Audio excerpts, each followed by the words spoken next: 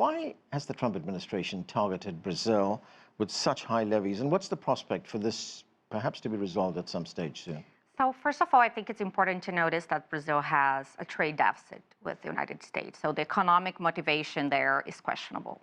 I think there are a number of things that motivated that. The first one, obviously, is what President Trump mentioned in his letter, which is the fact that the U.S. is not satisfied with the way that Bolsonaro, Brazil's former president, is being treated by Brazil's judiciary in an investigation, and now a trial is starting in early September.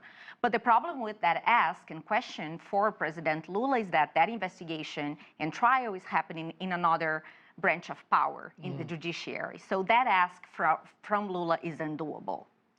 Then you have a second thing that happened earlier this year, which is the BRICS summit, and the fact that Lula was hosting it in Brazil. And obviously, I think it built momentum, because when Trump looks at Brazil getting closer to the BRICS countries, he sees Brazil's drifting from the U.S. sphere of influence, and that somehow upsets Washington.